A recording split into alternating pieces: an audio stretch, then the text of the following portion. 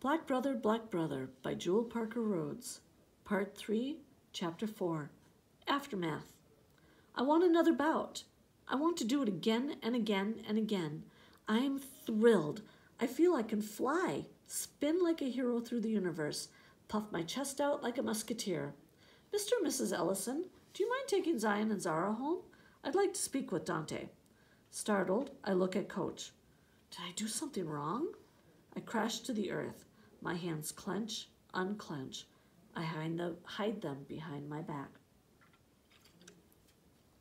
Fine with me, says Dad, but his eyes check with Mom. See you at home, Dante, she says. Zara, gear slung over her shoulders, murmurs, Don't worry, Dante. It's going to be good. I know it. Trey punches me. His way of saying, be tough. Zion keeps walking, doesn't turn around, doesn't look at me, just holds up his hand and waves. Coach stands before me. I stare straight at his tiny pot belly. I don't know why I'm nervous. This isn't me. No, I know why. Ever since the arrest, I sometimes feel life is going to crash. Out of the blue, unexpected, but not in a good way. I don't feel completely safe. I used to. Not anymore. Donuts? Asked Coach. Get an old-fashioned, one with sprinkles. What about a chocolate eclair? In the pink and green shop, smelling of sizzling dough, I get all three. The eclair oozes like mud. Sprinkles look like glittery bugs. Even the sugar tastes bitter. Drinking black coffee, Coach watches me. Sorry I lost, I say, eyes downcast. I'm not worried about you, Dante. I'm proud of you. My finger brushes sugar off that old-fashioned. I'm especially proud of how you rallied your team. Losing is still losing. Dante, it's not about the bout. It's about leadership, giving respect, patience, and control. I lifted my gaze. You're not mad? Of course not. We're celebrating. I bite the eclair, loving the chocolate ooze. I thought I was in trouble. Not at all. He leans against the table, his hands folded. What do you feel, Dante, when you were fencing? Coach is urgent, intent like he's holding his breath until I answer. It was the best, I exhale. The speed, the flick of the foil, the rush inside my head. You felt alive? Yeah, like being on a huge screen in high def. Everything clear, crisp. Even so fast, beyond fast. I knew moves before they happened. I can't explain. Even though I was losing, it felt good. Coach's hand smacks the table. I know exactly what you mean. I felt the same way. You did? I felt unstoppable when I fenced. Sadness shadows his face. Not gloomy, but bittersweet. How about if you be my Padawan, my young grasshopper? Star Wars. But who's a grasshopper? Student in Kung Fu, a TV show from when I was a kid. You're fooling me. I'm already your student. Yes, you are. Today you reminded me of me. Yet still, without question, you. Watching you focus, your joy, I knew you were born to fence. Coach's face is eager, happy. Crazy. He glows. He pats my hand. I feel the warmth, the bond between us. Coach knows what's in my mind. I say it anyway. I want to fence, I say insistent. I want to be the best. The noisy donut shop disappears. The cash register doesn't ring.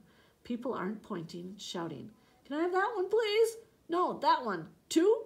2. Yes, please. There's only the lasting gaze between Coach and me. Both of us born to fence. Can I have a taste? Asked Coach. I tear a bit of the eclair. It's messy. Coach doesn't care. He pops it into his mouth, sighing. Padawan, I say emphatically. If it isn't Arden, someone sneers, teaching you bad lessons? A tall, lean man stands by our table. Head tilted, he watches Coach like he's some wild creature.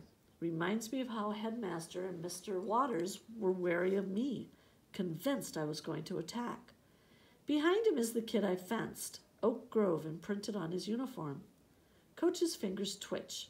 Leaning back into the booth, I can tell he's pretending calm. Good to see you too, Michael.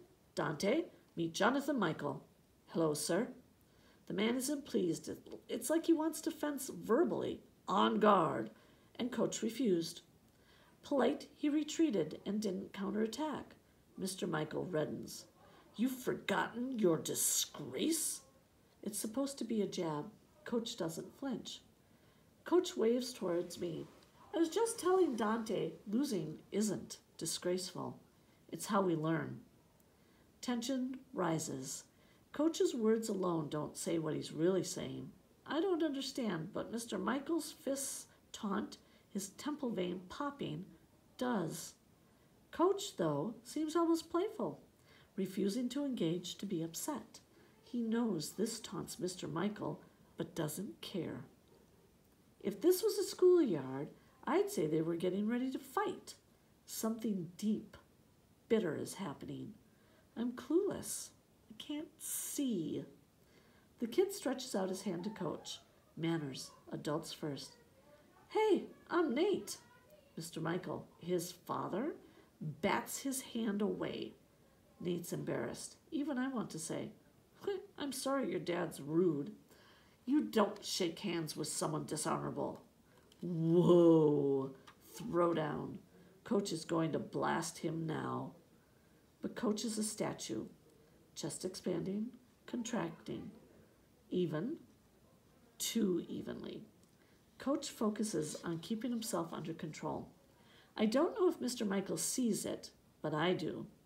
Zara was right. Coach runs hot, emotional, like me. Coach's index finger taps the table. It's repetitive, nerve-wracking. You still think you're right about everything as ever, Michael? People make mistakes. Not everyone is defined by their mistakes. Like losing, you have to rebound, parry, and still score the touch. Coach stands holding himself tall, and though the two men are the same size, Coach exudes the most power. He's quiet, watchful, ready to parry. Mr. Michael wants to attack, but I can see him trying to figure out how. We've got to go. Nice seeing you again, Michael. Strange. Coach's soft words seem to anger the man more. Dad, let's go. Nate pulls his dad's arm. His dad shrugs him off. There's history between us, Mr. Michael's voice grates. Does your student know? Did you tell him about your big failure? I'm surprised you're teaching. You really shouldn't be teaching. Mr. Michael is baiting Coach, trying to provoke an unwise attack, trying to score points and prove he's better. Didn't think grown-ups acted so small. Disgusting. I look at Nate. His eyes are closed like he's seen this all before. I think Mr. Michael might bully him, too. Coach isn't a failure, I say emphatic, standing. He's the best coach, best manager at the Boys and Girls Club. So that's where you work, Mr. Michael laughs. Quite a come-down. Good day, Michael. It's been a pleasure seeing you. I always wondered if you'd grown up. Now I know. Coach never stops looking at Michael. He adds, I see you, Michael. I didn't then, but I see you now. Then he offers his hand to Nate. Nice to meet you. Nate shakes it, scowling. His father doesn't move. You played well, son. Come on, Dante. My mind is blown. I don't know all of what went down, but I know it's somehow about race. Just like the shouts, black girl, black brother, and even my lingering fear that I might be arrested. All of it is about race. Mr. Michael is a grown-up Allen.